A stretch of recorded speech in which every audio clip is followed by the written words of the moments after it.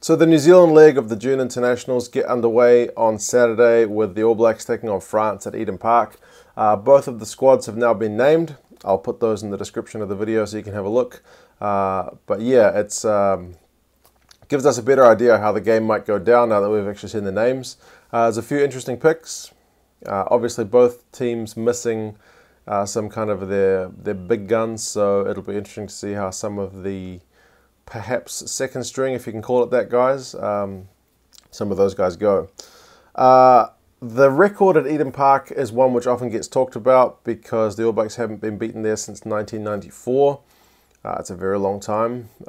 Eden Park's not exactly been a fortress for the Blues, who make that ground their home, but for the All Blacks it's been a pretty happy hunting ground. So the fact that the last time they lost there was against the French, I don't think will matter much, because 1994 for these guys, for most of them, you know, they were kids, so it's not going to matter a jot to them.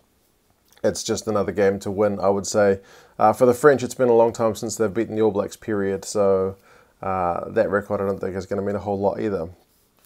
In terms of the teams, Jordie Barrett gets to start at 15, which is perhaps an interesting choice because he had a wee bit of a drunken incident after his last appearance for the Hurricanes. Yeah, traditionally the All Blacks have punished guys who miss curfew or miss flights or whatever kind of team protocols they break, but I guess he wasn't on All Blacks duty when he had his little incident, so yeah, no punishment for him. He gets to start, which shifts Ben Smith over to the right wing, which means there's no Waisake Naholo, which is an interesting choice. The back row of Whitelock, Kane and Squire is interesting because Kane and Squire have not played a whole lot of rugby of late. Like, Kane didn't even make the last Super Rugby game. He was named on the bench. Didn't end up playing because he still wasn't quite well. So that's going to be an interesting one to watch. Squire's been playing a bit and looked in good form, but has not played a whole lot of rugby. Damian McKenzie gets the nod ahead of Richie Mo'unga on the bench. It really seems like the order is Beauden, Damian, Richie at the moment. Even though Richie's in pretty fine form for the Crusaders, it's kind of sad for him, but yeah, D-Max, the incumbent on the bench anyway. For France, obviously no Machino, top scorer of the Six Nations, so that's disappointing, but I mean, injured, what can you do? But Morgan Parra is back in the number 9 jersey. It's been a while since we've seen him play for France. He's an experienced hand, so we'll see if he's kind of able to help settle a squad, which is not all that big on experience. Medard is also back at 15. Another guy who's not played for France for a while, so a familiar face to most kind of rugby fans. Bastareaud is captain and at 13, so he's going to keep Anton Lienert-Brown and Ryan Crotty busy, no doubt. With Ryan Crotty's injury woes, you would hope that he tackles carefully if required to do so. Thomas on the right wing was really good in the Six Nations, so it's going to be interesting to see him kind of go up against Rieko Ioane. It's a good matchup. And yeah, no Gerardo because he's not on the tour, so Shat is going to have to fill those kind of big boots, but he's solid, so there's yeah, a bit of pressure on him, but we'll see how he goes. Luke Pearce is the referee. He's from England. I guess for All Blacks fans, when we think English referee, we think of Wayne Barnes, so probably pretty happy it's not him for most Kiwi fans. But yeah, it's a Northern Hemisphere referee.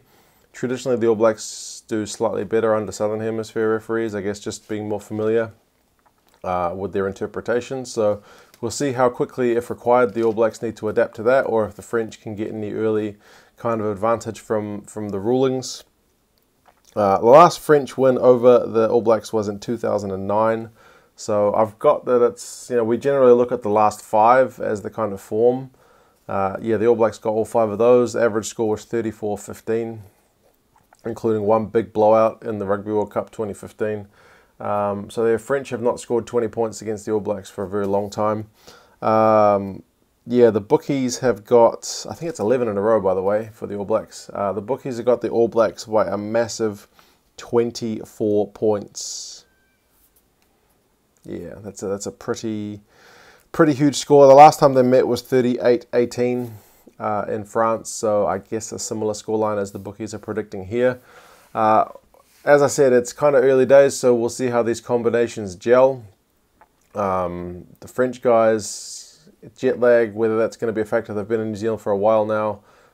It's the end of their season, so we'll see how those tired legs can kind of hold up.